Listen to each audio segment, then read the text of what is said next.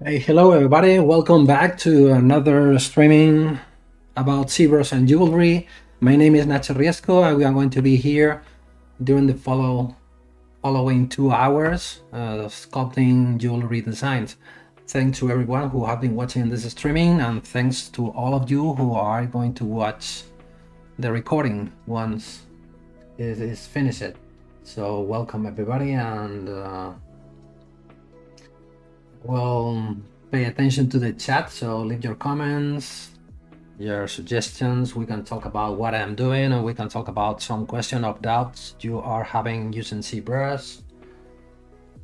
Welcome, people are coming. Hey Fexter, how you doing? Welcome, as always. Glad to have you here.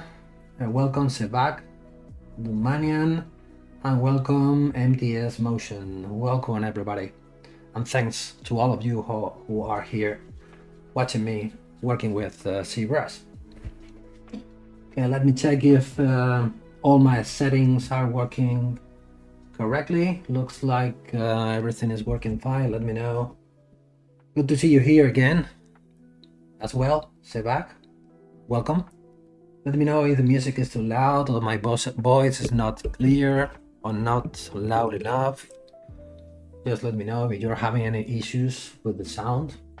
And we can start right now. But maybe the music a little bit lower.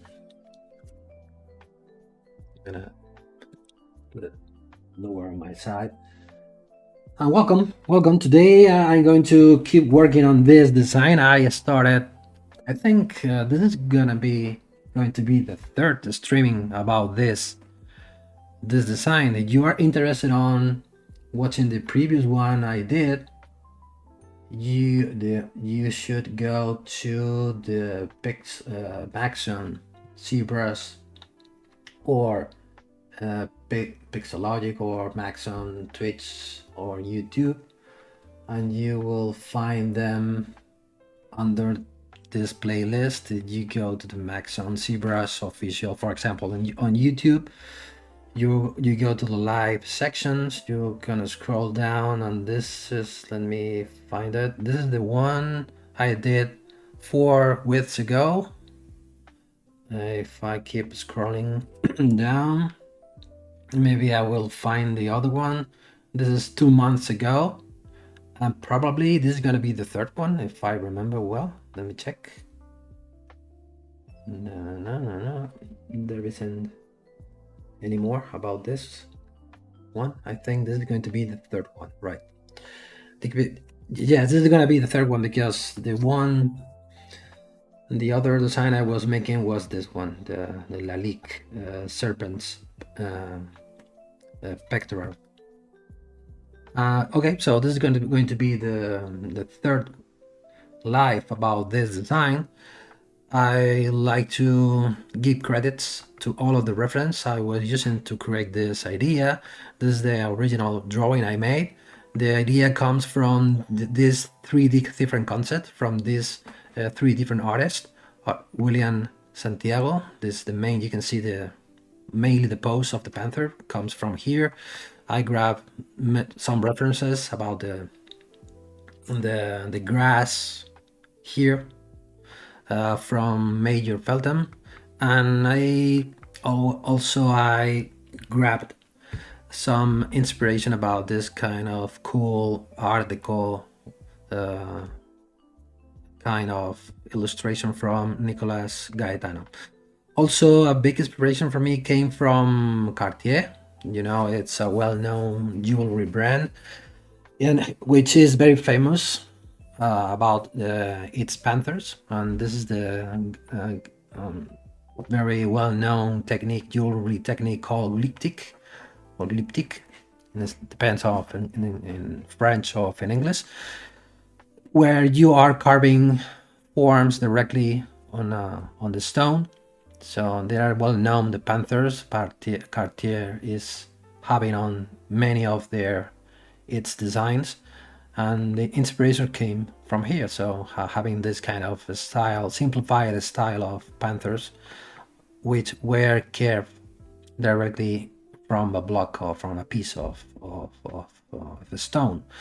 Most of the time onyx, or maybe probably other kind of a stone, but most of the time comes from kind of white onyx or black onyx. And this one not. These ones were carved in wax, or this looks like clay. This one, but okay, you know what I'm saying. The inspiration from Cartier style panther, from this kind of cool, simplistic or stylized curves on their bodies. And another idea that I found, it's use this ancient, a very specific jewelry technique called guilloche, with where you are having a background with repetitive or geometrical or this kind of I don't know how to say, a liner pattern, which is covered with a clear enamel, or most of the time a little bit colored or tinted with different colors, where you are having this effect. It's like a clear shiny surface where underneath you have a pattern which gives color to the design. And this is the thing that we are going to try to replicate on the background. I decided to create this pattern which I found on internet.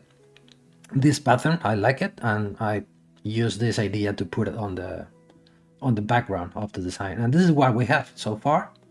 And we are going to start working from this point. I'm going to load the previous step. This is the number 4. Maybe this is going to be dependent. This is the point where I left the design on my previous stream, I think, where you can see the panther is not still worked. So it is still composed by different subtools. It is still split into different subtools. You can see here. Let's see if I'm able to. Let me open. So okay, here you can see it very clearly. When each part of the panther is composed by an individual subtool in an individual mesh. So I went from this list of different subtools, make a whole dynamesh with all of them, and I started sculpting the anatomy of the body. If I turn off the color, maybe with a white color, it has surface noise. Let me select it where I am. Where are you? Here. And so this is what we have.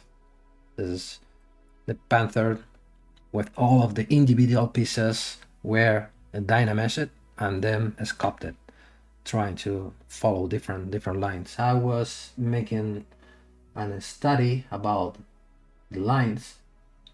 Is this one. I'm going to show you this one, and this is the more or less the idea of the rhythm of the different lines of the different curves. You can see on the spine we have a big S, goes from the neck or from the back of the head till the bottom of the design, making a very big S, and then trying to follow, start building different curves and straight lines till having a good rhythm between all of them. Okay, I will try to pay more attention to the chat, so if you have any comments, questions, you are welcome to leave your comment. Hey Kat, welcome. Very glad that you are here. Nice to see you here too.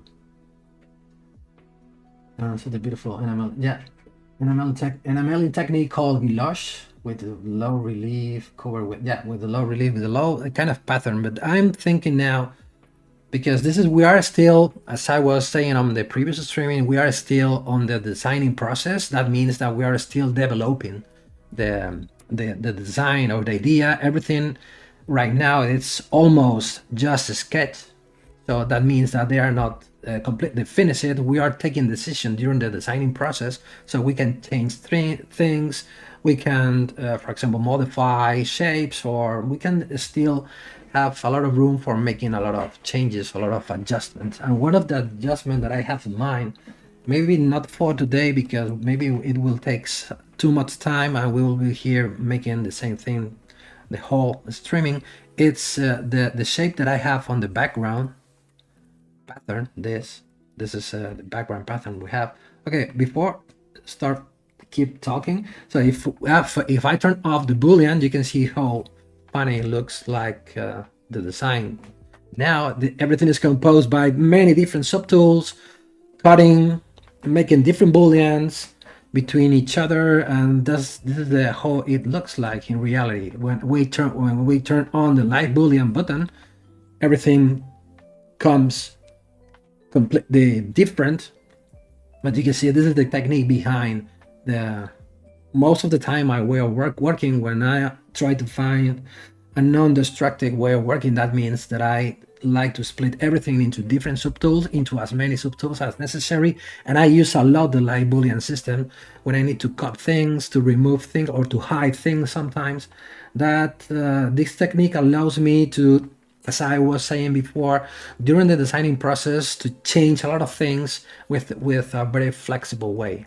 So this is so that's the reason why if I select the subtool on the pattern, if I turn on the solo mode, this is what I'm watching. Because if I turn on the transparency, you can see I am cutting the borders of the pattern using these blocks that I have here. I'm using these blocks for both sides, left and right, and I have these blocks for the corners. And that's the reason why I'm just watching the portion of the part of the background which is inside of the box, on this kind of box. This is 1 2 3 4 6 an octagon shape. Hey Choco Bear, welcome. I like your name, Choco Bear. Okay, so what I was about to say is, you can see here on the pattern, come on, I'm trying to select the subtool of the pattern. You can see here it has a square shape. Right now it is like this, and I think it's gonna be looks much better if I change from this to make something more like this, one triangular shape. I'm saying that this will be more something like this.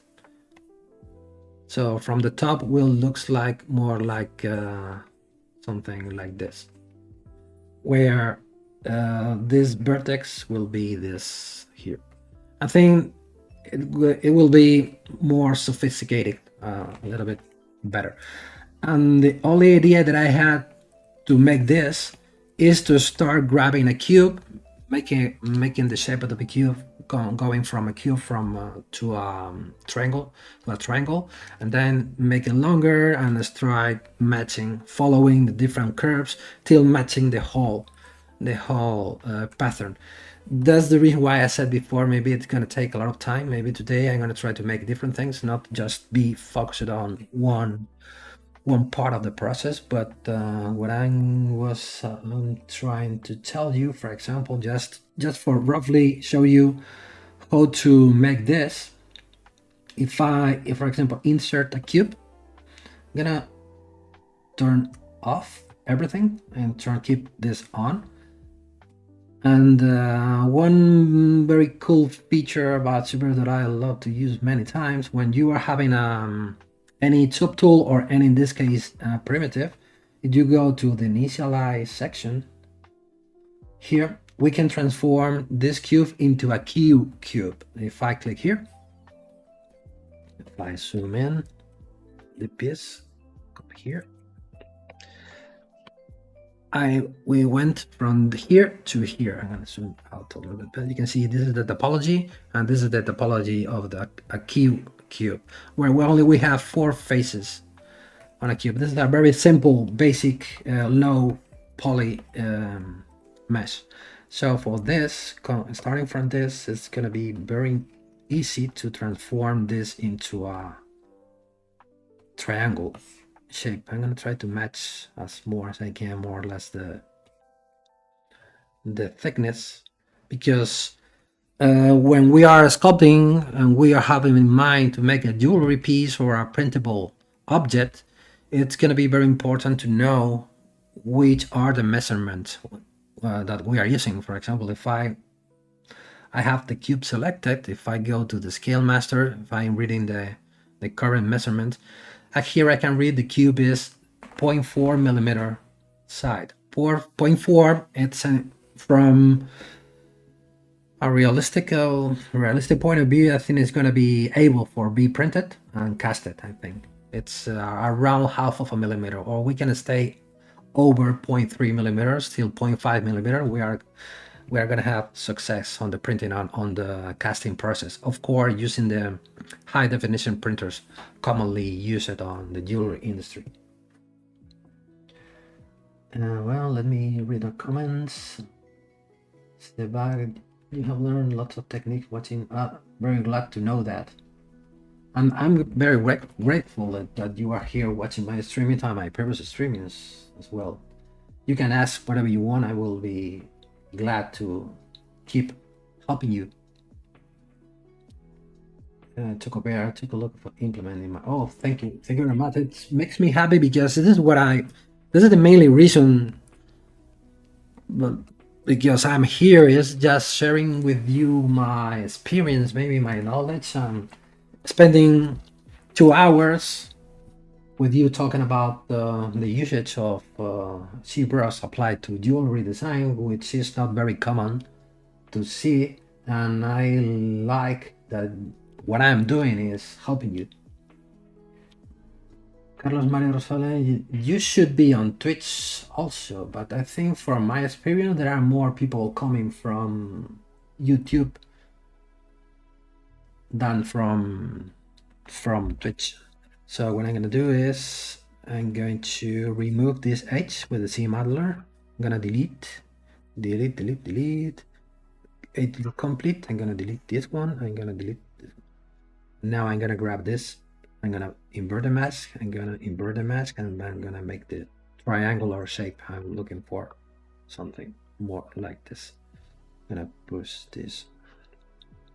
Maybe this high, and maybe it should be a little bit longer. I'm gonna grab just the base using mask, and I can start making this.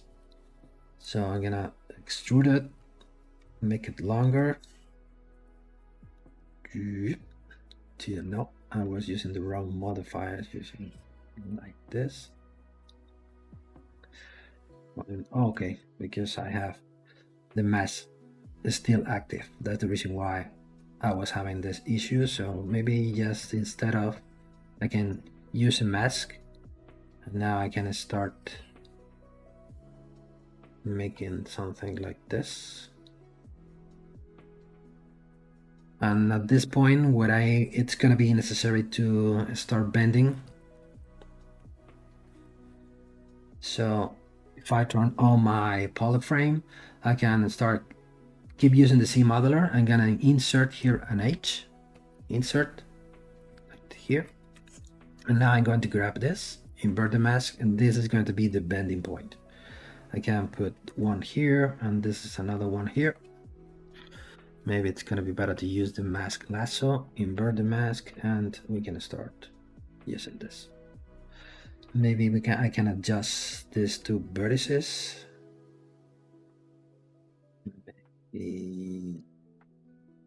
Yes, let me see. And it looks good enough. It's not going to be necessary to match 100% the curves, but and here I can keep pushing. This should be till here. Maybe it's gonna be necessary to grab this one. This is the good thing about working with a very low poly mesh.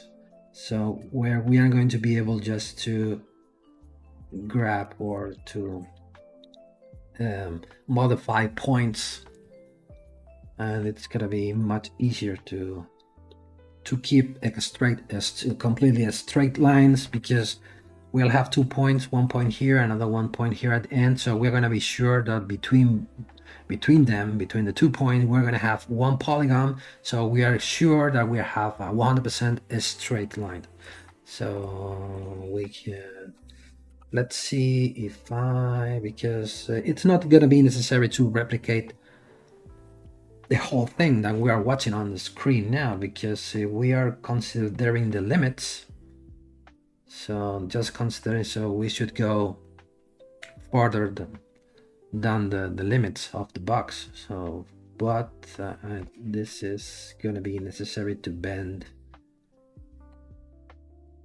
again to make a bending here. So we apply another point, and now we can grab this section, invert the mask, relocate the gizmo here, and now we're gonna start bending this.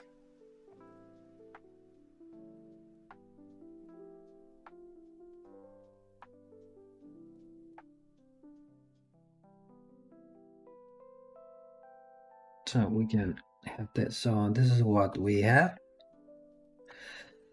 What we can do to avoid this kind of low resolution mesh or facets, so it doesn't look nice yet. What we can do now, maybe we can go here to the groups by normal. So ZBrush will apply a different color, a different polygroup based on the different normals. And now if we close this.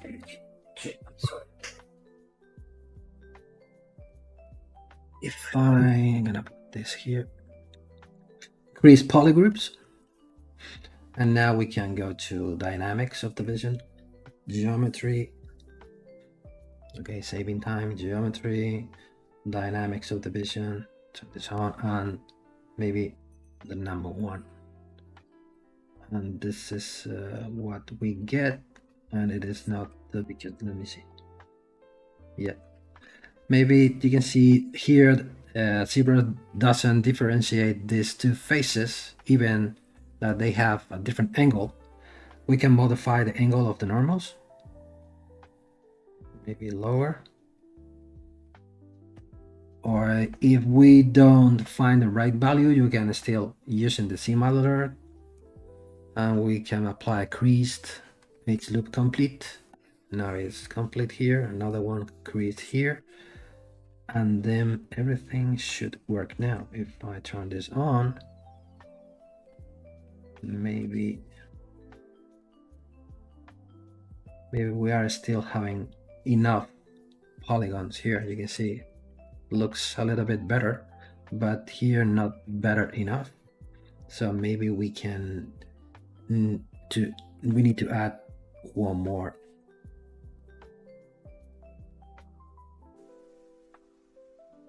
This, and maybe we can grab this.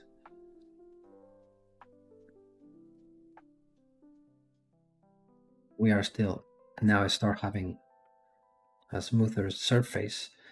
So it's just during the creation process to be sure that everything is gonna look nice once we start subdividing the mesh. But at this point we are just sketching the form. Oops. So it's not gonna be necessary at this point to be very obsessed about the precision of the how precise we are creating the topology. We are just trying to match more or less the kind of pattern that we are about to create. And from this point, it's just to start repeating this using, for example, control drag. Let me send it to the center. I'm having problems today with my keyboard. I don't know why. No. And maybe the battery is a little bit low.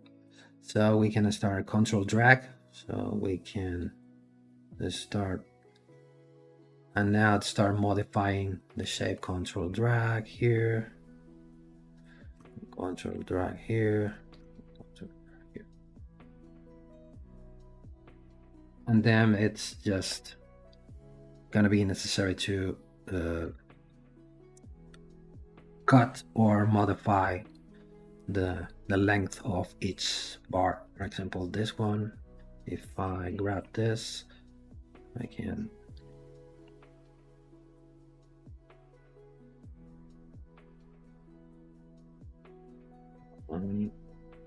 you, I want to select you, and now it's gonna be necessary to put this here. And this is the reason why I was saying before, this is gonna take a little bit of time, so maybe for today it's gonna be a bit boring to just be making this.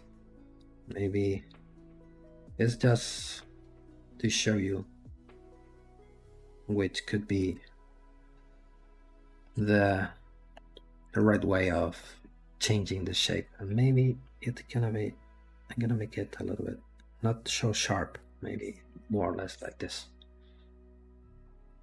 And I think it's gonna looks better if I think like it's gonna be necessary to hide some of the subtools just for checking how it works, because as we are still on the designing process, we are having a lot of subtools. Maybe some of them are not going to be useful. I will need to delete a lot of them, but you can see this is gonna be this high, and then you can see it looks much better than before, right? So I'm gonna start removing some subtools that I don't want to use. I'm gonna this, okay, and this is, I think, looks much better. You know what I mean? The shape of this kind of shape instead of completely flat on a square. I think like this is gonna be much better, I think, my opinion. And let me check your comments. Not sure, have you already had the opportunity to work with the version of ZBrush? No. I was invited to use ZBrush on the iPad, but I'm not an Apple user, so I haven't got an iPad or any Apple device, so I rejected because I'm not an Apple user, and I'm not going to be in the future an iPad user, so it hasn't sense for me. Yeah, I think maybe they are having a lot of time to launch the final version of ZBrush for the iPad. I don't know why, but I think I know that they are still working on it. Maybe in the coming future, you will be able to work on an iPad with ZBrush. Hi, Manu, welcome. Thanks a lot. Glad you like it. And thanks a lot for coming, of course. Okay, let's make more progress. So another thing about I'm not sure yet. Let's see, I need to turn this on.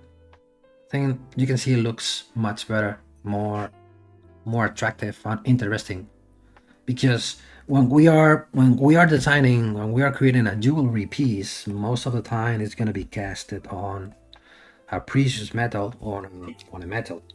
It doesn't matter if it is precious or not. Maybe this piece is going to be closer from more like a high jewelry piece instead of a more regular kind of jewelry design. But for example, if I change the material when I want to say it, you can see the difference between having different planes who is facing to the front when we are using flat surfaces, when I'm talking about this subtool. And now you can cast reflection on the surface. You need to move a lot of the piece still having the right reflection, but you can see how the light reacts on this surface.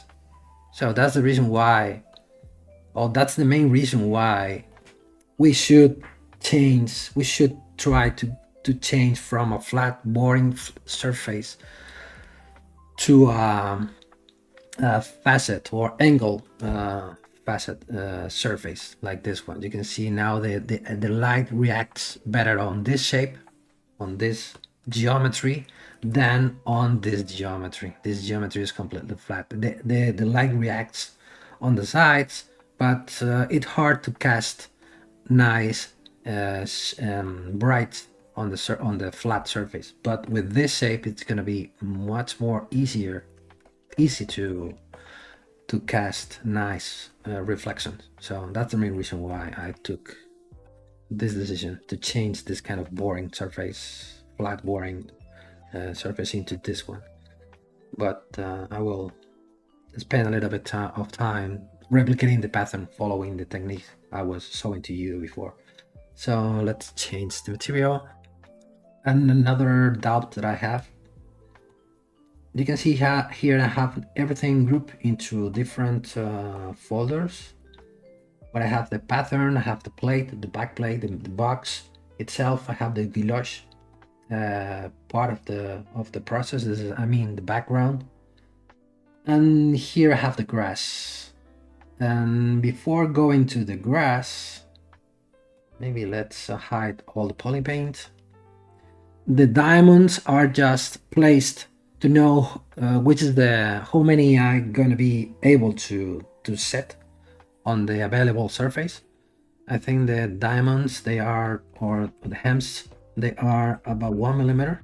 I think from top to bottom, yes, 2 millimeter diamonds, or hemstone, or crystals, or whatever you are able to set on the surface. Of course, if we are talking about diamonds, it's going to be much more expensive. Harsh BS, what do you mean with the projection tips while using hard surface? Could you explain a little bit more about what you need? Projection tips. Or what do you mean with projection or projection tips? Okay. So here I have a problem on the panther. This is okay. No, this is the panther. This is the panther, original panther with all of the subtools. This is not the folder that I need to use.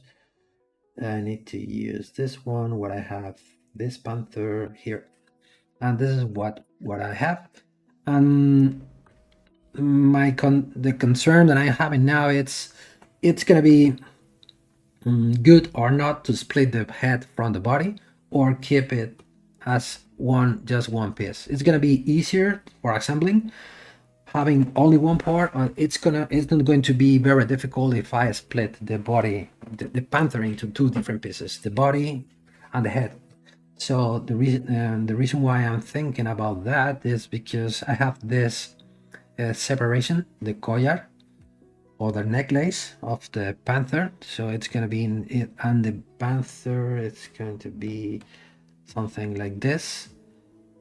Maybe with this technique, it's going to be able to spend less metal because the collar is not going to be solid.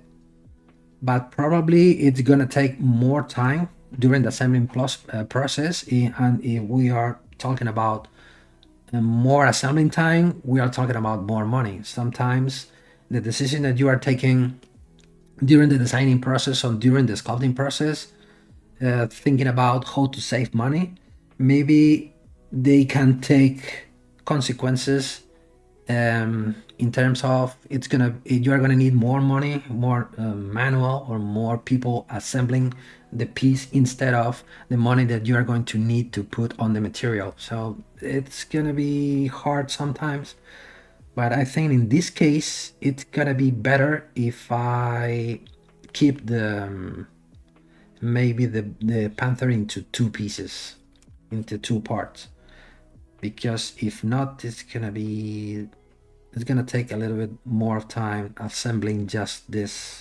necklace of the collar of the panther. So let's see. The best solution about this kind of problems, or the solution that I normally take, is to start talking with the jewelers or with the professional who are going to manufacture the design. Probably they are going to have the right solution, because they are knowing the effort that they need to put into making one thing or the other thing. But I'm not sure, but as I think I'm gonna take the decision now to split the panther into two pieces. And for this, if I'm having this shape, it's gonna be as easy as try to make it solid till the bottom, like this, and this is going to be something like this.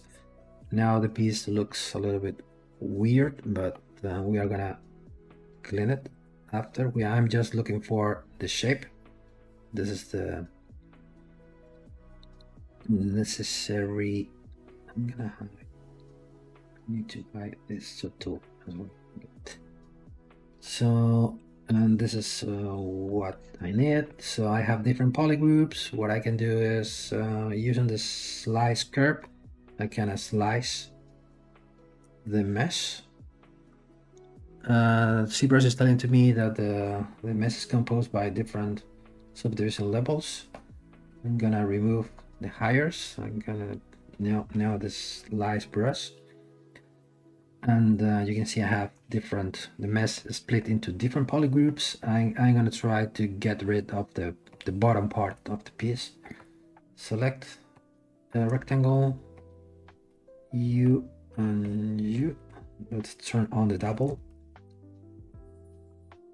like this. Now we can delete hidden, close holes, and now we can zero mesh the piece. So using the normal setting that I use, so we are looking for probably the same amount of polygons, smooth groups. Don't apply any smoothing to the new mesh, and give me a new topology.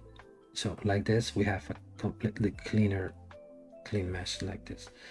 Probably maybe it's gonna be better in terms of assembling if we get straight walls instead of this is looks more concave. In terms of assembling, it's going to be much easier if we try to make it straight, because we're going to have two pieces for the panther, and it's gonna be necessary to assembling one part into here, another part into here. So I think it's gonna be better to keep this. I'm gonna hide the hemstones, because maybe this. I'm gonna hide this one as well, and then I'm going to I'm gonna use a cool tip. Probably some of you don't know the power of the transpose line. You can see here we have this X scenario where I have, this is the angle that I have here, and this is the angle that I have here. And it's going to be necessary to change the angle, pushing this here. So just trying to make it matching this instead of this. So with the transpose line, this is very easy to achieve. With the rotation, I am in rotate, and with the Alt key pressed, I need to grab this, and I can start bending this, oops, like this, and now I'm having the right angle that I'm looking for. And maybe it's gonna be necessary to make it longer. With the move brush, vertical, Alt key again, and I can extrude just the bottom part. Don't forget that the transpose line, that's very, very powerful tool and you can do a lot of things with it, not just measuring or moving. You can make a lot of deformations, which are very handy and very useful. Okay, let me see your comments. Harsh, I Boolean and create some complex hard surface and then zero mesh them, but zero mesh doesn't sound it. Loses, yeah, some details. Do I use projection for that? But sometimes it doesn't work. Yeah, good question. I know what you mean. Let me say this first, and I will try to give you an answer. If it doesn't work, should I keep something in mind? So I'm looking. Okay, I will try to answer the question come from Harsh BS. I know what you mean, because when you are creating, when you are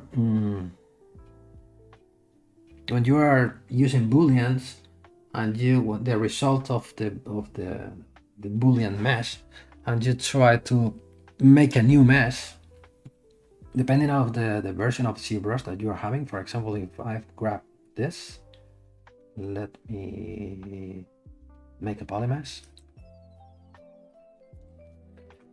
Let's make a duplicate. Let's see, let's try to make kind of hinge. If I put here and I put here this, and I try to put it here, let's duplicate this. Duplicate. Let's make it smaller, longer. Yeah, something like this, right? So this is going to be, this should be the first, the second, and the third. So if we have something like this,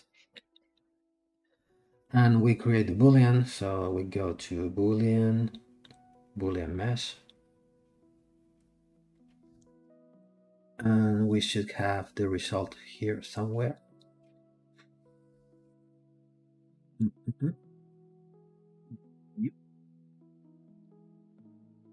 This one, yeah, this one, this is the result, and we have here this. And we are having this kind of weird topology because most of the time when we are making booleans, and it's my case, we are using many different kind of meshes with different topologies, with different density, and this is what we have. I think, in my opinion, or most of the time, I have to say maybe there isn't any magical rule or only one answer which always works. So depending on the mesh that you are doing, probably you should take different ways or different techniques. But the main concept about this is to try to split all of the surfaces or all of the faces or all of the hard surfaces into different polygroups to try to keep the borders between the different polygroups, I mean the corners or the edges, as cleaner as possible. So this is what we have here. As easy as use the group by normals. So ZBrush will differentiate. For example, here you can see here we are having the same polygroup here than here, and if we try to zero mesh this piece, we are going to lose this edge or this corner. So first step to take is groups by normals. So we are having different polygroups. Next step, what I normally take is crease the polygroups. So we are going to crease the borders or the frontiers of the different polygroups. Let's make this smaller. And now try to subdivide the mesh. Apply, for example, one subdivision or two subdivision. So the idea is to try to create a more dense mesh. So it doesn't matter how weird the topology is, it is like this. And now try to go to zero measure. Tells to ZBrush that you are looking for the same or double. Maybe the double will, depending on the load of polygons that you need. Maybe probably depending on how big the piece is, maybe, or if you are using the techniques like me, trying to keep everything into as many individual parts as necessary. You are not going to be very worried about the poly count about only one subtool. So everything is going to be split into small groups of polygons. And now keep the groups. Very important here, smooth groups. Don't apply any smoothing to the groups. And now make the zero measure. And voila, this is what you have. So you're going to keep the right.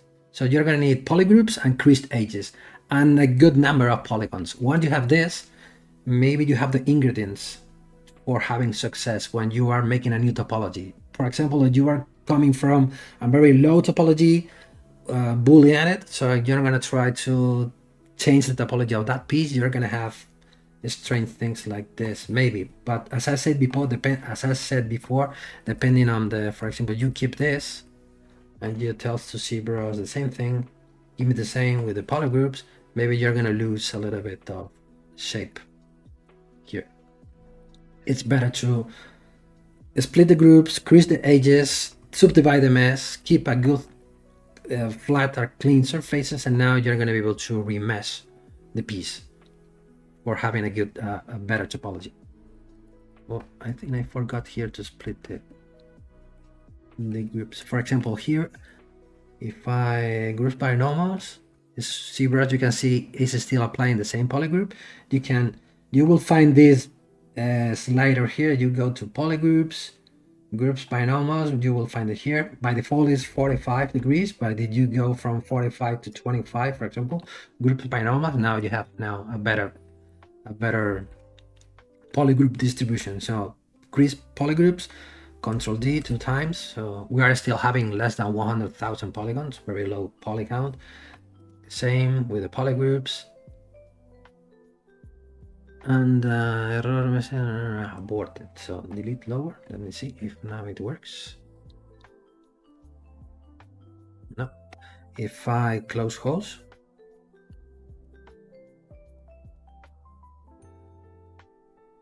maybe there is something wrong with this, with the mesh. I did something bad. Now yes, now it works. But this is you can see here the problem I'm having here. Probably is the problem that you are having. This is going to be a good example. You can see here on this border, when you are remeshing, you can see the differences between this side and this side. The reason why is because I'm having the same polygroup here than here. It's going to be necessary to split it into two different polygroups. Groups by normals now, but before subdividing the mesh. Better. Now groups by normals. Now yes, and I can increase I can subdivide, and now I can make a new mesh. Yeah. Okay, so you can see now it works much better. You can see I'm still having the same problem here. You can see the same concept, same polygroup, bad results on the corners. Different polygroups, good result on the new topology. I hope that will help for you. If you want to keep the same topology with a less polygon, how can I do that? You want to keep the same with a less polygon. You want to go from higher to lower, it's gonna be, I think in my opinion, it's gonna be necessary to make the new topology manually. Because if not, you are gonna lose a lot of forms and shapes. If you want to go from a higher to lower topology, I think in my opinion, the only way is gonna be make the new topology manually. So you want from low to high, maybe you can apply this kind of automatical way of working. But if you want to go, for example, from here to a lower, maybe you can tell to ZBrush, give me half of polygons. You can have less, you can have even less, but at some point you're going to start losing shapes and forms or clean corners, depending of the thing that you want to make. But maybe I think it works pretty well. You can see here from dense to low, you can see the borders are still there. I think this modifier, the smooth groups, I think it was introduced on the version 2023. I'm not sure it is available in 2022 version, but it's a very good help with the new topology, with the algorithm of the series measure, the smooth groups slider. Okay, took a bear. I'm looking at that tiny gap between the start of the tail and the border of the eye. Let me see. Good appreciation. What? No, it's this one. Yeah, you are right. You are right. I think you are talking about field concern technical wise. Wouldn't it be like a dirt accumulation area and it will be hard for clean? Yeah, I think keep in mind, for example, this I think you are talking about this little gap between the tail and the border. You are talking about this, right? You're talking about this, right? So at this point where I was, let me see if I can turn off the panther. The panther is going to be there. So there will be here a little gap. We are still putting things together, but you are completely right. So this is a gap which is going to be necessary to close. For example, And let me see the base. It's going to be this one. If I turn off the panther, the right position of this, if I change this, we are still putting things in place. So we are, let me blur the mask. So this is one of the things that should be fixed. So this, I think, is going to be necessary to deal here. And maybe a little bit open this, keep the mask active. Yeah, it will be closer, more like this. You can see here now the things, the subtools are just sketched because they have a lot of imperfections yet, so this is not completely flat, and this curve doesn't match the other piece. But I think yeah, this could be, hasn't sense to have this little tiny gap, because in terms of the NML, this maybe it's gonna be problematic to fill this tiny gap. So it's gonna be better to keep the tail completely close here. It has more sense this instead of this. But for example, for the panther itself, of course, it's not going to be possible to match. It's going to be more problematic if we try to match this corner, giving this kind of shape like this. We can do it, but I think my opinion will be enough. Leave it like this with a little bit of separation between the wall and the piece of the panther, because it's going to be easier to match the right position if we leave it like this instead of trying to match these three angles here. But as I said before, maybe it's going to be a good point for asking. So this should be more precise. It should be more something more like this. But I think the beauty of this is, I think in my opinion, is how close, how is centered the panther on the box. If we increase the gap between the tail and I think it doesn't work so well. I think, my opinion. I don't know. Let me know what you think. I think this should be more something closer, more something like this. Carlos Mario Rosales, is it a plugin? What are you talking about?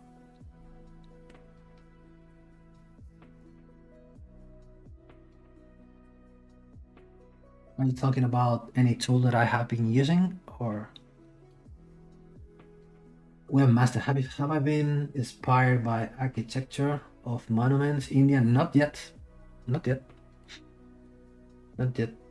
But I have to say that they have a beautiful ornamentation of architectural style.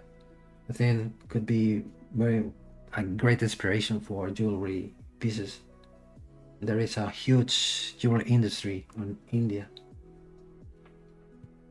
Okay, yeah, I got good enough. Thanks a lot. It was a little confusing, but I guess I will be able to work more smoothly. Yeah, try to the process that I told you, but as I said before, there isn't a magical tip or only one right workflow. So depending on the kind of thing that you need to know to make, probably you should take different directions and different techniques, or combining different into only one piece.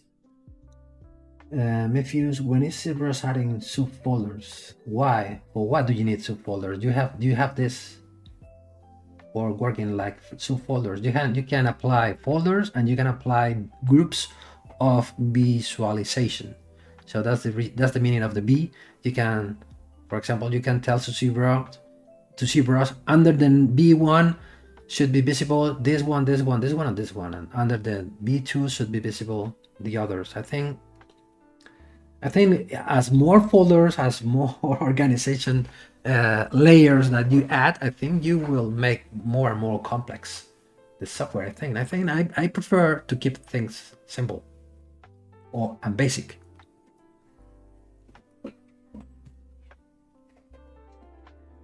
Probably when you are working with a lot of subtools, it's going to be handy for having a different subtools organization system, but it's just a matter of working with the software as it is.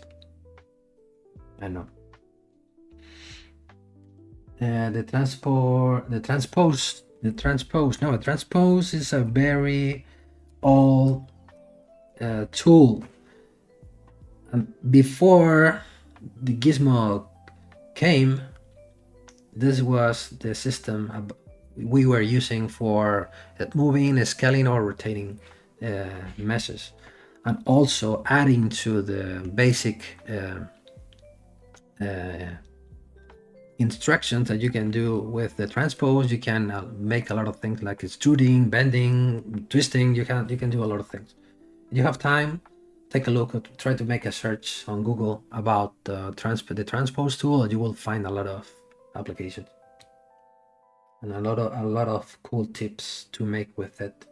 And I use it mainly for as the main usage that I give to the transpose line is I use it as a ruler. So when I can start taking measurements, for example, if I need to know how thick is this, which is the distance between this point and this point, I am just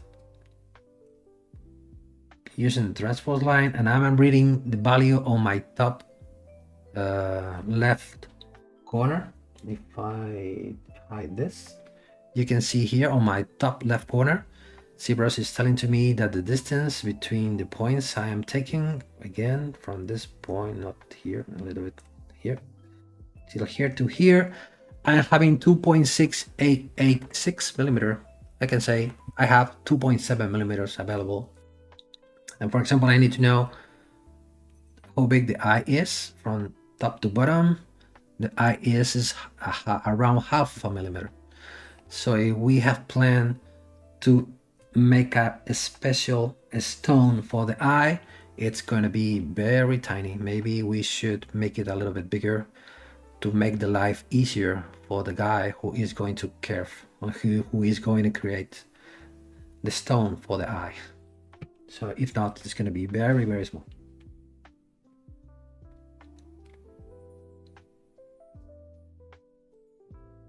Yeah, the conflict of art and technicalities. Yeah, I know.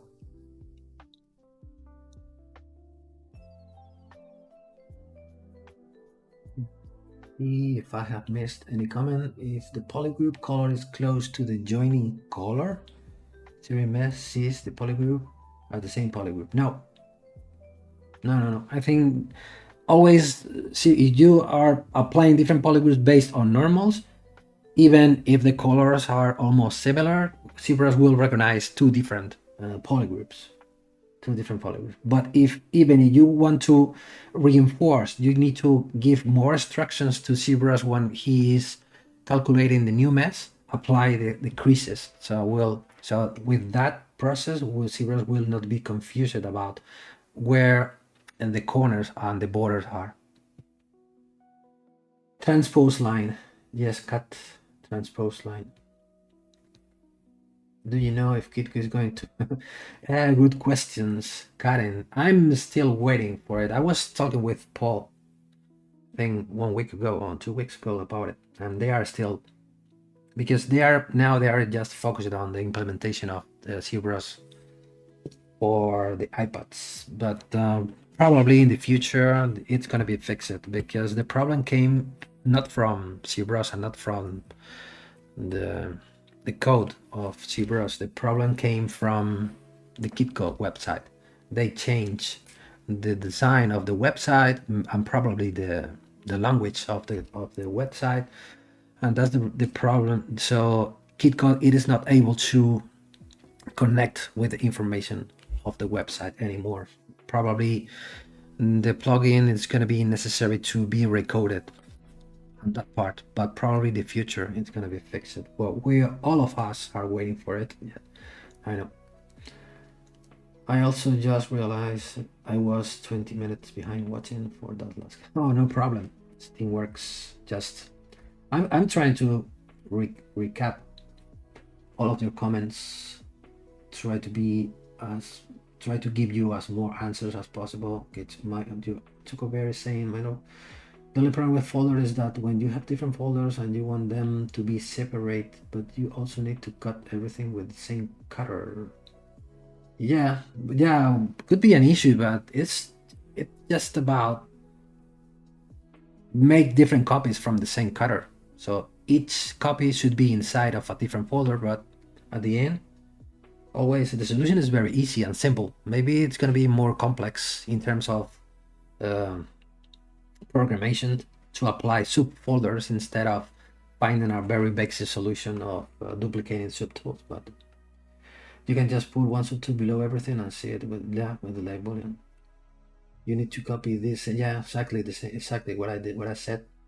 Something is annoying. Yeah, sometimes it's annoying. I think it's very, for me, it's a bit funny because nowadays, all of us, we are always looking for the simple things or the fast way to do the things. And when we are using a digital tool like ZBrush, which is very powerful, it is already powerful. So, and we are still waiting things which makes our life easier. And sometimes it's as easy as spend a little bit more time, and that's it. It's not an issue of the tool that we are using. We can find many simple solutions and very basic solutions to find the result that we are looking for. It's not just a matter to keep requesting updatings or new tools or different ways to do the same thing. You have said it. It's as easy as to make a copy of a new subtool and that's it. It's annoying, yes. It will take more time to do one thing that could be simpler if you have a different process, yes, but it doesn't avoid that doesn't avoid to achieve the thing that you are looking for. So for me, from my point of view, it doesn't matter. As I said before, I love to keep things simpler and basic. I'm not looking for more complex tools and more complex workflows. I think I can consider myself a very basic guy from the technical, if we are talking from a technical point of view. You might be able to paste that tool to every font. Yeah, for example. But even, for example, if we are talking about copy and paste or duplicate and put the same subtool into different folders, we can be talking about 2 subtools, 3 subtools, or maybe 5, but no more. For example, we are not talking about repeating the same operation 100 times. Maybe you just repeat it 3 times, 4 times, and that's it. So the time is not going to be very dramatic, I think. Okay, let me keep working on this. So this is what we have. I'm gonna try to make this. Another cool thing about keep talking about the transpose line. Another cool thing, because if we want to select the right view, if you want to make this completely straight, so you want to remove this and this portion of the mesh, a very good way to do it is with the transpose line, because transpose, where are you here? So from this point to this point, and now you can grab this, you can push the geometry into this direction, and it is not having the right angle. Maybe this way it's gonna be easier. So I'm having 100% straight wall, and the same thing here from this point to this point. Maybe it is not maybe I can change the angle.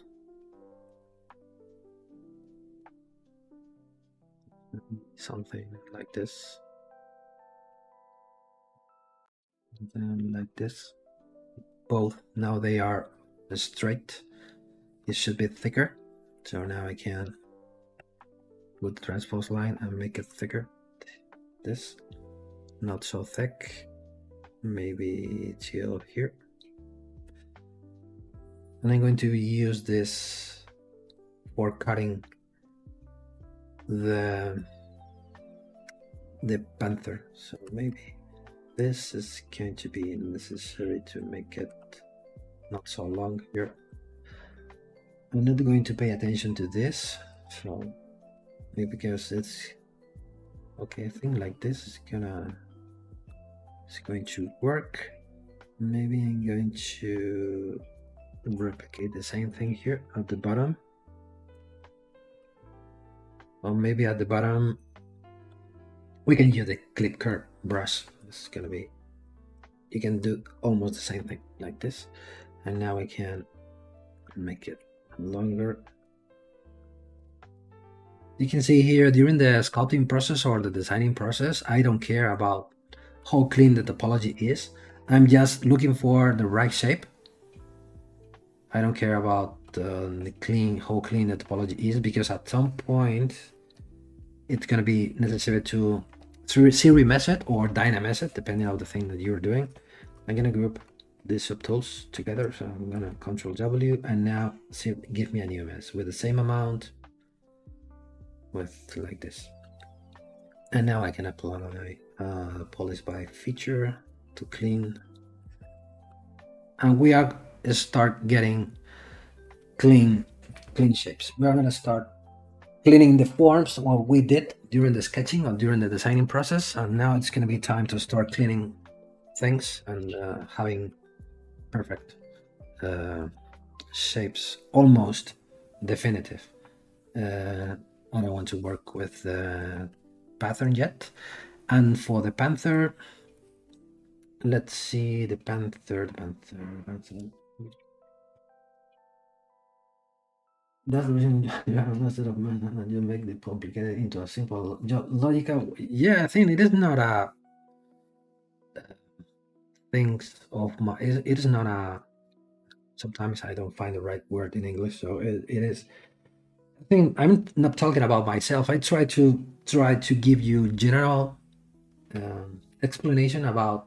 Most of the time, the easiest way to achieve things is taking the simplest way. It's not a matter of thinking about modifying the tool that you are having. It's much better to try. If you know well the tool that you are using, it's going to be easier to find the solution, of course. And most of the time, it is not so complicated as you are thinking. But maybe probably is the reason why ZBrush was my first 3D software, and probably is the reason why I'm using simple techniques or simple solution, because I'm not, as I said before, I am not a technical person, so I like more to try to find solutions which are closer to the traditional way of working, to the manual way of working. So if I need a cut, and if I need to cut something, I need a knife. So, and this is the reason I not need to find more complex things, or I don't know. I'm trying to explain maybe something a little bit complex. Okay, let's see if it's gonna be time to start removing, because I'm gonna delete the things that I think they are not going to be necessary at this point. So I'm going to remove parts of the. I think I delete something that I didn't want to delete. Okay, no problem. If I made the pattern, the blade, so I'm going to hide this one. So like this, it's gonna be enough. And for example, let's duplicate this. I like to, before I start making something new, when you have most of the parts already made, they are not 100% correct, but you're going to take a step where you are not sure about what you are about to do, I like to make a copy to make what I have in mind. If I'm happy with the result, I delete the subtool that I don't need. But during the developing process, it's good to have backups or copies to get them safe. Maybe if the thing that you are doing is not gonna be correct, or for example, if you are working for a client, you're gonna show something to your client, and the client is gonna tell to you to change something, and it's gonna be easier if you have copies of the previous steps, so it's gonna be easier to retake what you did before and start again with a new way, with a new process. This is the reason why I made here a copy, and I'm going to, this is a dynamis, right? Yeah, this is a dynamis. Let me see, this is a dynamis. So I'm going to, I already have two different polygroups. Okay, they already did, but just to show you how you can do it, it's as easy as a rough cut. I'm gonna make a mask, and let's try to stay as closer to the border as possible. Let's Control W, and the same thing here, and with the rest of the body. Maybe I can going to remove a bit of the mask here. Control W, and now I'm going to split groups. So I'm going to split groups, split. I have the body, and it is still a dynamis. At some point, if we control drag on the canvas, dynamis will close all the existing gaps or holes. With the H polish, I'm gonna start polishing this surface to get a flat surface. At this point, as you can see, it doesn't match with the, I'm gonna show you one cool technique now for matching two subtools together for making assembling elements. For example, I'm gonna need a bit more of neck here. I'm gonna create a mask, blur the mask, and let's push. Let's move a little bit here, till here. If I turn on the transparency, it's gonna be, the neck is gonna be necessary to have a portion of the neck a little bit inside of the necklace of the collar. I'm not sure about how to pronounce collar in English, because the word is it's the same word that we are using in Spanish to call the same thing. So collar, when I'm saying collar, it's in Spanish. If you are saying collar, maybe in English, that's the reason why I'm not sure if I pronounce it well. So I'm having this, and the same thing with the head. Control drag. I'm still working with a very low resolution mesh, or with the low amount of, I think 200,000 polygons, low amount, not a high dense mesh. So blur the mask, and let's, for example, with the transpose line, let's push it inside of the collar. Let's keep a safety space between both edges or borders. Maybe this one should be higher, and maybe this had to be safety and space between each one. So okay, so we can control drag, we can clean this a little bit with the H polish. I like to call this brush the file or the sending tool, because the feeling that I'm having is when I need to remove material or make surfaces flat, when you're working with clay, real clay, or with wax, you're grabbing a file or sending tool, and this is what I get. Okay, and now what we need, I'm going to hide this, I'm going to hide this, and I'm going to hide this little star floating on there. So I'm going to turn off my Boolean because this technique doesn't work. You are having the live Boolean active. I'm going to keep visible only the parts of the panther. What is the point here? I'm gonna rename it. Collar.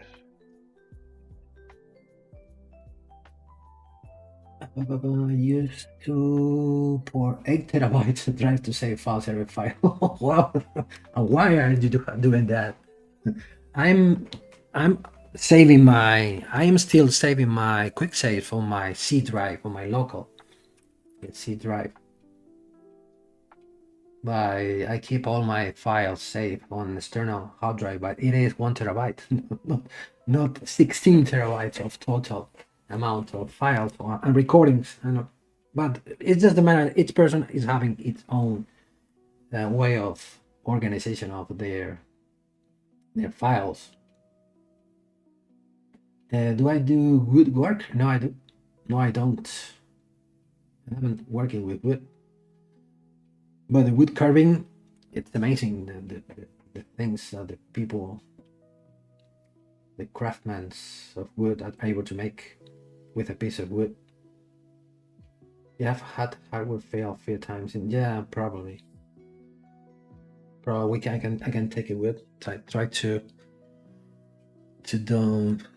Yeah, but it's good. It's good to have things safe. What I do is I try to keep all the important files on the cloud at the same time that I'm having copies on the external, on an external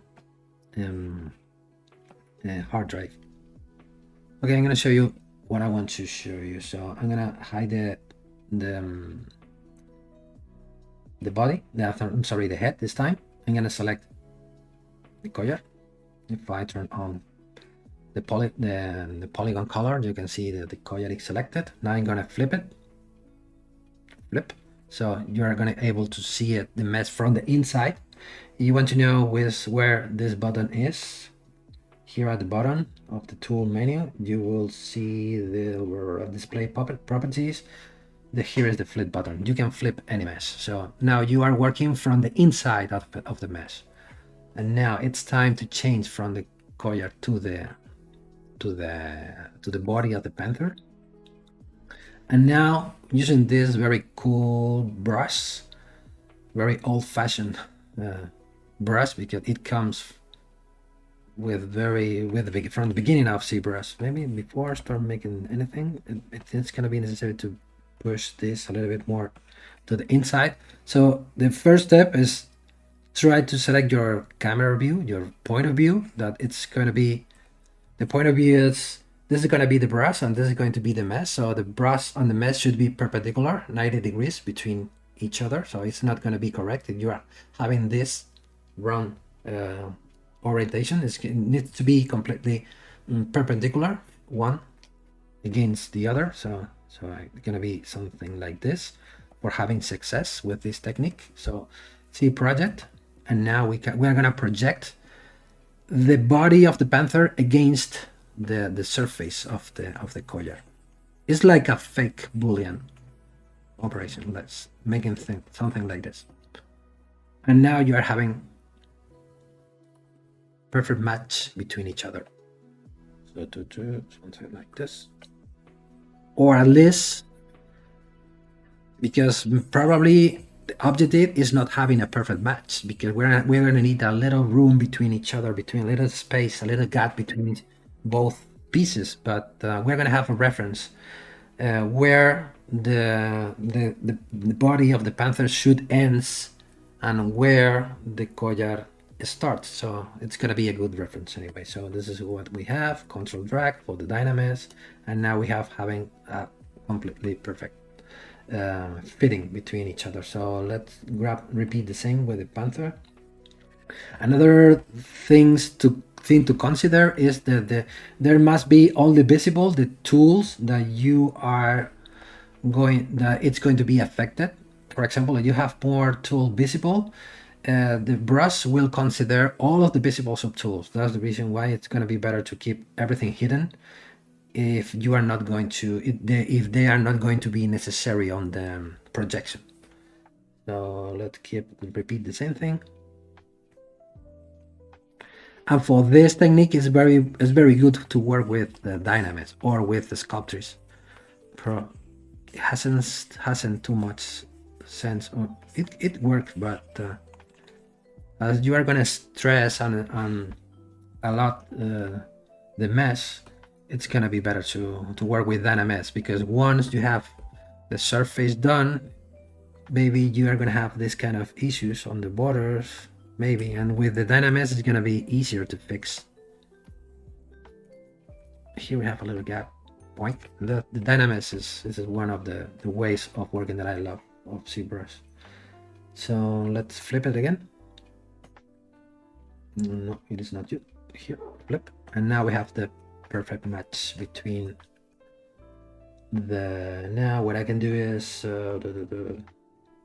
what is the head? This is the head. So I can use the smooth peaks to apply a smoothness on the border, on the edge, something like this. And now maybe at this point is gonna be a good moment to start thinking about a more dense mesh, because we're about to start working with more details on the surface. If we are having now 64 resolution, maybe let's try with 128. Let's see how many polygons ZBrush is giving us. So it is still giving it. I'm still having less than 1 million, so I think it's going to be a good number. So maybe probably at the highest resolution or the highest density of this portion of the mesh, it could be around 1 million or 1.5 million. So, but at the moment that we are now, so we are still sketching and changing things. Maybe less than 1 million is gonna be more than necessary. Maybe like on the body, we have less than 1 million. So we are having here a problem, or well, maybe it's gonna be time to find the solution to the bottom part. If we turn this on, and we use the transparency, we can repeat the same technique here, but I think sometimes it's gonna be useful, but sometimes as easy as to use in this case, the clip curve for having a horizontal cut is gonna be enough. And now another issue that I'm having now, as you can see now, that it's not flat on the back. It has, so I'm going to need a completely flat surface. So what we can do, a very well-known technique and very useful when we are working with reliefs or bas reliefs, we can call this as a high relief or medium relief piece. Or, I mean that it is not a full three-dimensional object. So if we are looking for just to extrude or to push back only the back part of the piece and then cut it to get a completely flat surface, a very useful feature inside of the polygroup menu is groups front. So you can see now it's only one group, now it's two groups. So let's say Ctrl W to apply only one group, select the right angle. Now it should be completely front, as I said before, horizontal 90 degrees from the canvas, and now group front. And now I have two groups. I can now Control tap here, and now we can push it to the back, and now we can use the clip curve, for example, and now it is completely flat. And this is still working as I didn't maybe clean the mask first. So let's cut it here. Control drag, new mesh.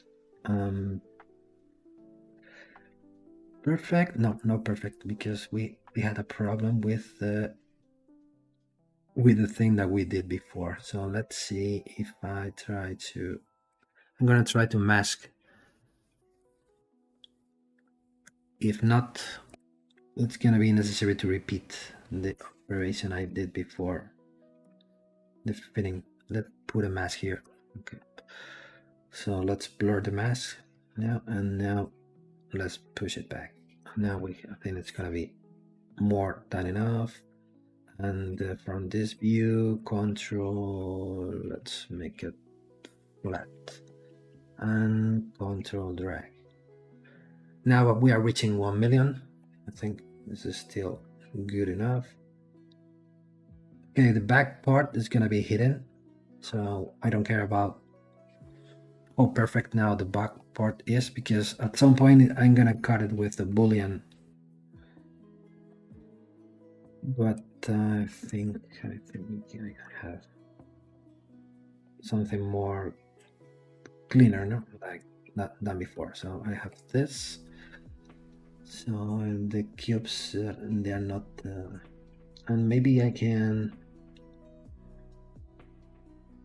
This is not the back. This is not the back. This is not the back.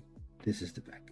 This is okay. This is the level, the necessary level of the back. So okay, so let's repeat the same thing with the head.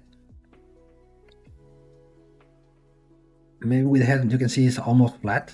In this case, it could be as easy as to apply a simple mask here.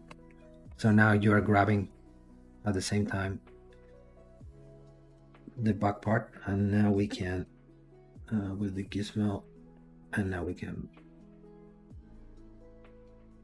push it back like this and control drag.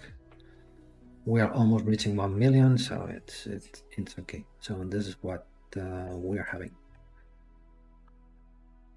Okay, I think we are. So you can see now this is the space. The coyote is gonna be. This is gonna be one piece. Okay, the back of the box, and it will be something like this. The metal part. Okay, let's see this, and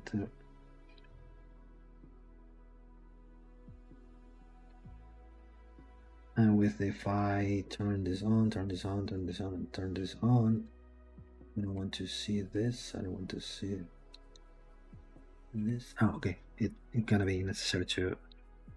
It will be something like this, and plus the background pattern. So this is gonna be casted as one piece, and we are still need the bed or the surface of the panther. I already got it before, but I was not happy with it, so it's gonna be necessary to make it again.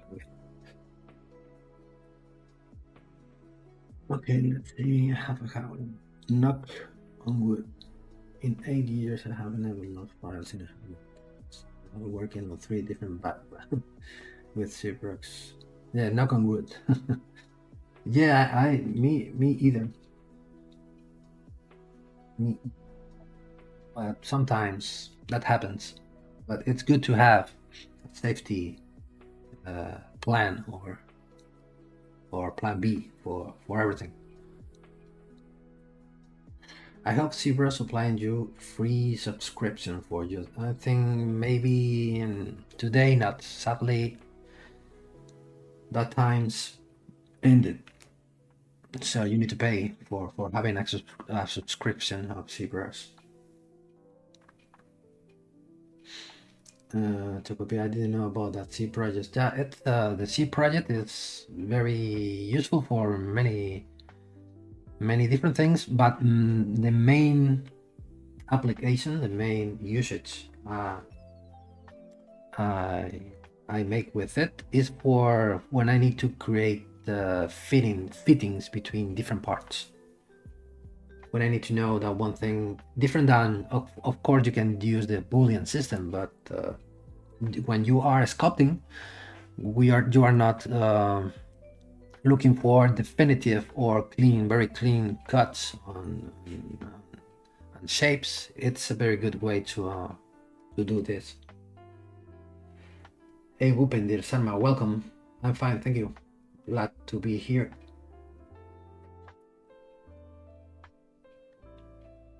Okay, let's see. Let me revise your comments.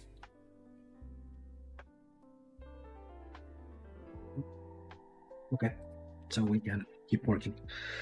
Okay, so we have we need the plates. Okay, this is the original panther, and this is the more or less the definitive panther. Maybe we can apply, what is this? Maybe I can use this. I already have a subtool here. This is just a plane. I don't know for what I'm having this plane here. Okay, delete.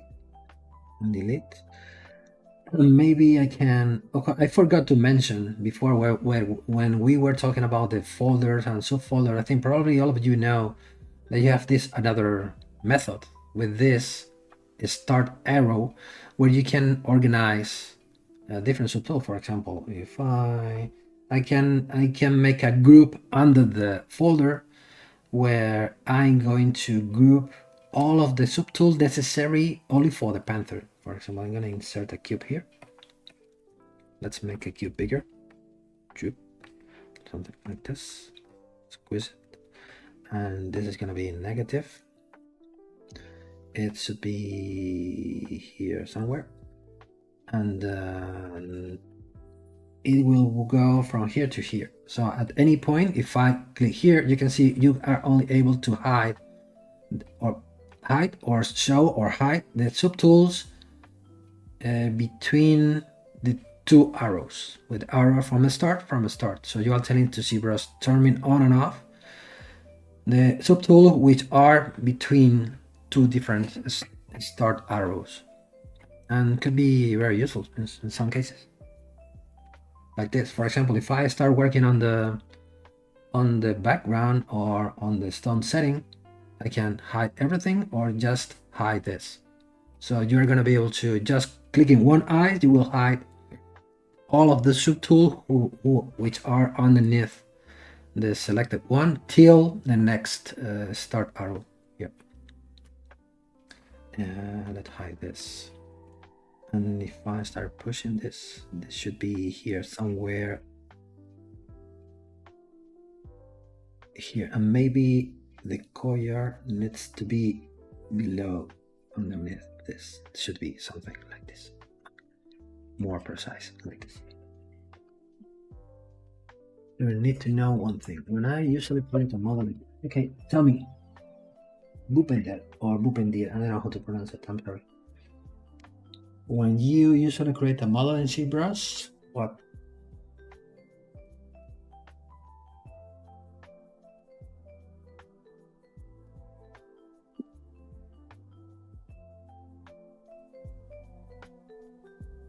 Okay, now it's time for, what I'm gonna do is I'm gonna do for creating the plate necessary, because, or the bed of for the panther, we can call it the bed. So that means that as I had before, that by the eye, it's gonna be necessary to have a little bed here when the to raise. For example, if I have, this is gonna be the height of the pattern. Okay, why am I having this? Because I have here the surface noise, right? Let me have it this thing first. Okay, like this. This is gonna be the height. It's going to be necessary to have a bed here following the contour of the bed of the panther. So where the panther, the piece of the panther is going to be glued or assembled on the surface. So the panther is not going to be assembled directly on the bottom of the surface, because this is going to be the bottom of the surface. The NML will cover mostly till the border, from this point to this point. So I'm talking about this depth. So from here we're gonna need a wall here, and this is gonna be the bed or the surface where the panther is going to lay. And this, so for that we can do this with different processes. I was making this with one process on my previous stream, but today I'm gonna use a completely different one. What I'm gonna do is I'm going to turn this on, turn this on, turn this off, and turn this on. And and I'm gonna hide this, and I'm going to make the Boolean. So you know that if you click here on the gear, you can make the Boolean of the subtools which are contained on inside the selected folder. So give me the Boolean results. So ZBrush will start calculating, and you will get the result here at the bottom, right?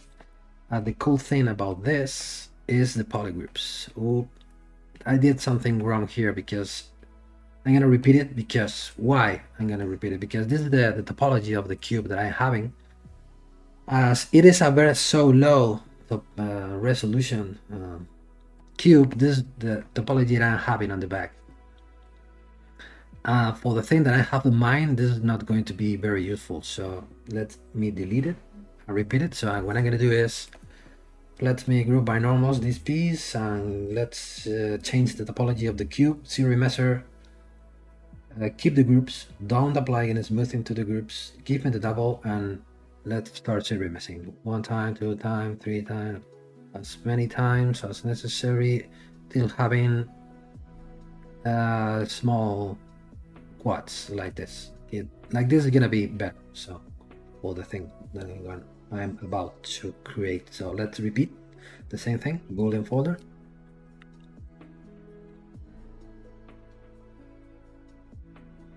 And this is the result. And this is you can see now the topology is more dense on the back. This is going to be much better. What I'm looking for is just the profile of, or the contour of the panther. So just Control Shift and tap here. I can remove, delete hidden, and I have the portion of the mesh that I'm looking for. So let's see if I put it here. If I turn this on, I can now use this. Okay, and here it must be here. Here, and now it's time for apply thickness to this simple surface. Let's see how it works, because I have a lot of triangles on the border. Most of the time, it's not a good idea having triangles when you are about to make an extrusion or to apply thickness to a mesh. But let's see how it works, because they are very small ones. So if I go to dynamic subdivision and turn this on, I don't want to apply any smooth, and then start give me thickness here. And this is what we get. This is the thing that I was talking about. These issues I'm having here, are about the triangles. So what I can do is I'm gonna increase the polygroups, Control D to subdivide, and let's series mesh it. Or having a cleaner topology, mainly in the borders. So series measure, give me double, keep the groups, don't apply any smoothing to the groups, and now give me a new topology. Most of the time the topology is very important. What I did, if I turn this off, most of the time I'm not very worried about the topology, but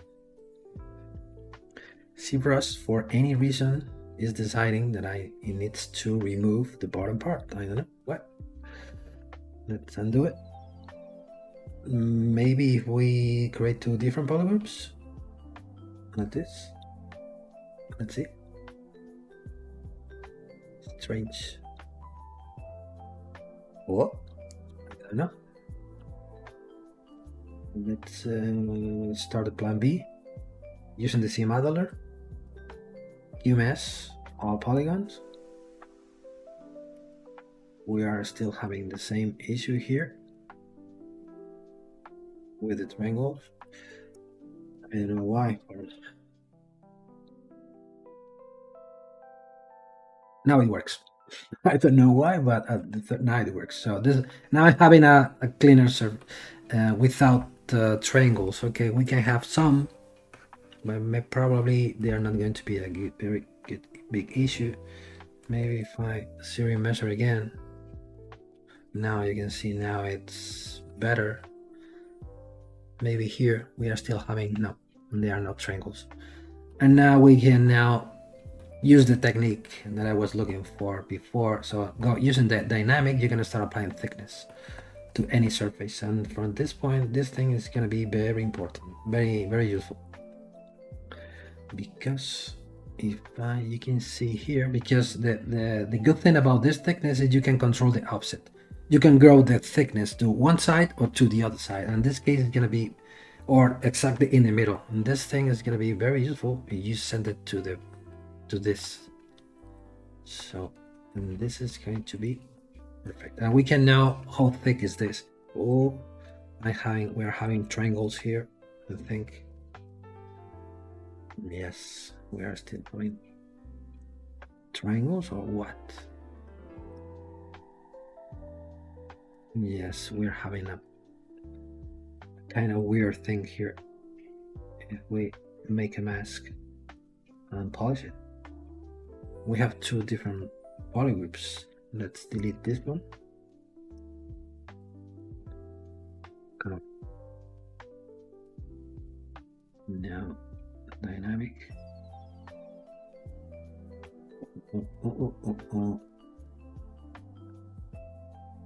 For some reason it disappears. Maybe this is the problem we were having before. Maybe it's gonna be the main reason. Here. Let me see why it's happening. This one. Oh yeah, because I was flipping the mess. So okay, let me relax this part, and now we can series measure.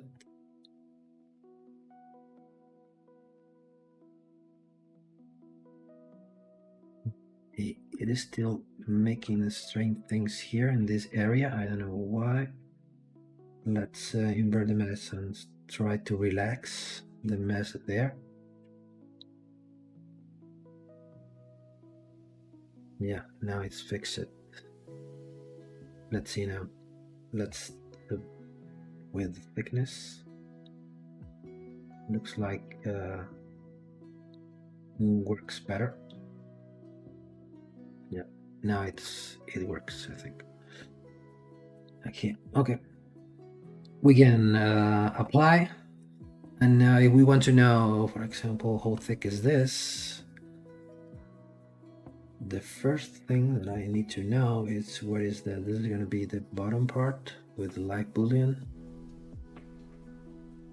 Without this, and this should be here. And from this point, this part should be thicker. How thick is this? Using the transpose line from left to right, here I have 1/2 millimeter almost. Again, it's to be a little bit thicker. Yeah, 1 millimeter is gonna be enough. If I turn this on, one thing you can see here is still having sense. Maybe a little bit thicker, or having a tolerance between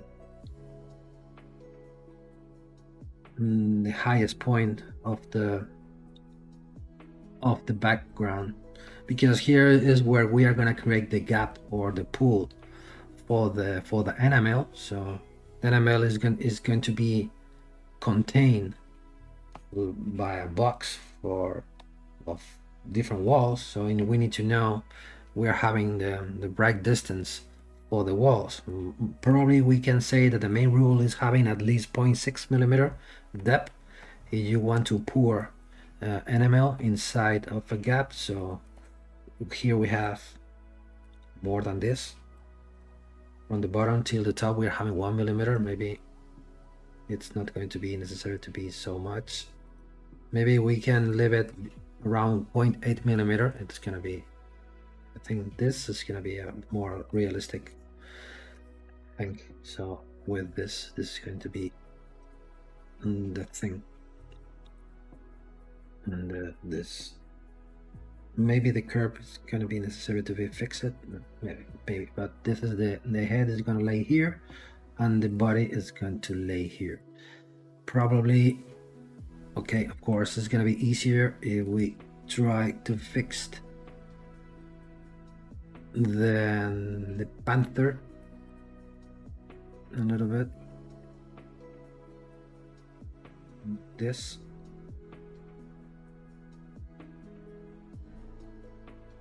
And as we did before, we decide that this needs to be, this part of the tail, it's going to be better if it touches the walls like this. This goes or avoid the gaps, those little gaps like this. Okay, let's be safe before read your comments. This is going to be the number 4. Okay, let me revise your comments because I have lost many. They come down. I need to know one thing. When I usually create a model in ZBrush, they become down the scale if I import it. Yeah. Oh, yeah. This is a very common issue that happens. The first answer that I can give you is, for example, if you are making things inside of ZBrush and you are about to export what you are doing to an external software, I always recommend you to export into a OBJ format. Avoid to use STL format. You are gonna retain the scale units better with you are using OBJ instead of STL. It's a matter of the codification of the file format. And if you are still having issues, you can take a two safety. The step is, for example, if you are about to export this piece, if we go to the scale master, this piece is 28 but 28.38 by 26.97 by 5.96 millimeter. If you want to be sure that you're going to export this mesh with the right measurements, of course you can use this button, and this technique was developed and fixed years ago. It should work, but if it doesn't work for you, you can use this plugin. You can use the 3D Print Hub, and before export anything, update the Sage radius. So ZBrush is asking to you which units would you like to use. For example, okay, we are going to work in millimeters, and you can see now the measurement has been updated, and now you can use this export button to OBJ or to STL if you prefer to use STL format. But the good thing about this process is that you're going to record the information of the measurements before export the file. If for any reason you're going to miss the measurements information during the exporting process. So my recommendation for you is to use the 3D Print Hub for exporting your files. Try this and let me know if it works or not. Mario, bienvenido. Nunca es tarde. Luego te puedes ver el vídeo grabado. Pero muchas gracias por estar aquí. Delete and hidden, yeah. Odd. Yeah, Casey, it was because the mess was, I was facing the part of mess that it was hidden. It was necessary to flip it. That's the reason why was happening weird things with the visibility. Hello, Darko. Welcome. Yeah, you hate corners. Yeah, Silver Mason doesn't like it. Yeah, because if you want to retain corners, most of the time the best solution is, for example, you have a mesh, something like this. Okay, something like what as I had, and this is the mesh. This is more or less the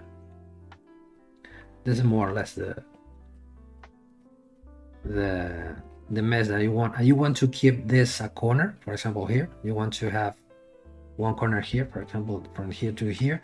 I recommend to you to crease this H before push the Siri Master button. So select any sides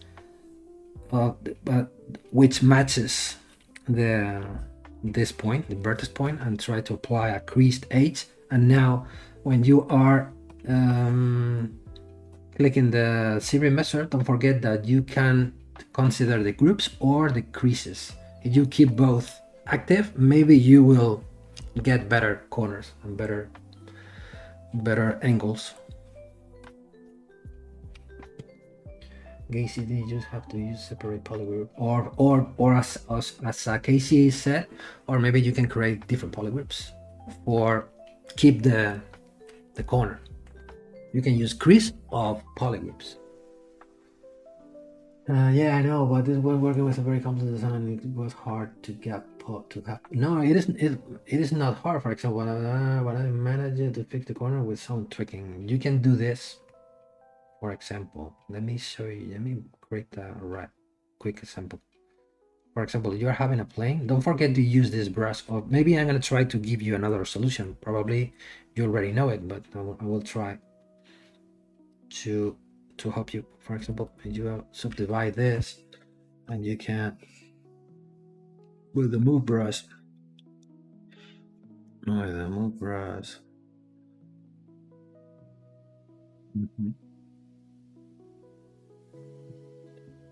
The move brush, and you have some kind of this kind of thing. Don't forget to use the slice curve brush. For example, you can create a polygroup like this. Okay, if you are having subdivision level, you need to delete them first. You can create this kind of polygroups. You can select this and create a new polygroup, and now you can keep the groups, give me the same, don't apply any smoothing, and then maybe probably you will get the corner in the center. And another good tip, if you are having something that is almost that you're looking for, but it is not perfect for you and you want to improve it, you can use this brush, smooth groups. Apply a bit of smoothing here and create a new. Then you will get a much cleaner topology in the corner. The smooth groups, just a little bit, it's a way that you have to tell to ZBrush to start relaxing the points which are involved in the corner. So at the second or the third or whatever you are, how many times you are trying, at the second try you will get better results if you relax the mesh first before clicking on the series measure button. It can be very tricky to do in zero with hard surface, but there is always a way, but sometimes not the most efficient, and you just need to hop into it. Yeah, sometimes yes, sometimes no. The ZBrush is the only software that I use. I don't use any software. Okay, so to be honest, I only use Mesh Mixer for make things hollow inside, but talking about the sculpting or 3D modeling, this is the only software that I use. For example, if you are having this kind of problem here, you can smooth the groups here and series measure. If you are not still having good result, smooth a little bit, maybe with less intensity. Magical touches, and you will get better results. You can see here, you are still having better and better results with the help of this technique. And that conical log, how do I make sure to crease apply to that corner? You can create a polygroup and apply crease by polygroup, or you can use the C modeler. For example, you can stay here, press, and you can apply crease here. You can apply one crease, for example, to the whole loop, or you are looking for just for the one edge, like this. With the C modeler, you're gonna have more options for creasing. Adaptative size to 0. This value is a value that tells to ZBrush if you are looking for quad shapes, new polygons instead of elongated or extruded polygons. So you are looking for more perfect. The result of your mesh, you are looking for more regular quads. If you are pushing this to this value, you will get more polygons like this based on the forms that your model has. Well, depends on the thing that you are looking for. For example, if you have one cube, for example, this is very good to see if we are looking at we are using a cube frame, make a polymesh, only one polygroup, and now we go to the ZBrush measure and go to adaptive size to 0, and we are looking for double. You can see we are still having quads, but if we push it to the maximum size, you can see what happens on the corner. It's completely more messy, but sometimes it's better to have this kind of, or in the middle you will get this. You can see how the polygons are stretched. Depends on how close they are to the border of the cube. Sometimes adaptive size to 0 works. Sometimes if you have a lot of curves and a lot of forms, maybe it could be a problem, but depending on the form that you want to remesh. Trying to do everything the ZBrush, because I mean 3D Max. Yes, I've been using 3D Max for years, so it's easy for me, but I want to learn. Yeah, I think again maybe the 3D Max for this kind of stuff is more technical. Maybe, I don't know, because I don't know 3D Max, but the simple solutions that ZBrush gives you, I prefer the simple solutions. Okay, let's come back to the model. What time is it? Okay, we only have 3 minutes, so maybe it's time for call this done for today.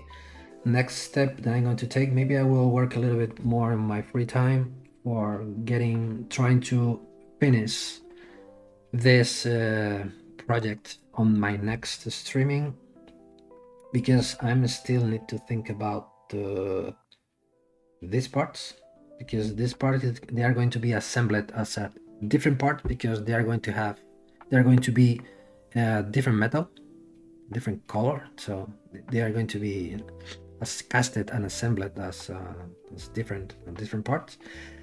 And the idea that I have in mind is to use this is the reason why I have this. It's like using I always forgot the technique. It's like when you are carving wood, it's like just carving the surface. When you are using tools like this one, which has these shapes, they are like a very sharp knives. When you are cutting the metal, you are following the path and you are cutting the metal. Now I don't remember now the name in English. It's like and now you are, at the same time that you are cutting the metal, you are creating this kind of shape on the surface, which is very reflective, because you are polishing and cutting the surface of the metal at the same time. And it could be and also it's a very well-known technique in jewelry, so it can apply more value to the design. Or maybe instead of using this idea, because here with this technique we're going to have a lot of brightness here, a lot of bright here, it's going to be cool, I think, for having this kind of, because it's going to bright with the position of the pendant. It's going to be, I think the finishing is going to be very cool. But or looking for something more sculptural, like having this shape with more like this, with different heights and different angles, with different kind of strokes on the surface. At this point I'm not sure, but maybe my preference is gonna be this. Yeah, photolithography. Yeah, the idea is the same thing, but with when you're talking about the photolithography, it is the same technique but using another material. But this is engrave. When you are engrave technique is when you are engraving using this kind of knives. When it's very well known when in clocks, watches, and other surfaces. The next stream is going to be, I'm going to try to make it next month in August, So today now I try to make one stream by month. August is the different month because a lot of vacation holidays, but I will try to be here next month as well. I hear you there, man. I love the feel of ZBrush and it's so good and almost. Yeah, I'm agree with you, Casey. Plus, it really sucks overhelp. Yeah, I think the lack that the ZBrush probably has or can be has. I think for me it's an advantage because probably the solution are easier and more direct than other software where you need more technical knowledge to be good at the other softwares. With the ZBrush, you can grab one mess and be messy and make a lot of things and having a piece of art. If you are not having their necessary knowledge, for example, for use in 3D Max, you are not almost able to create good things, I think, my opinion.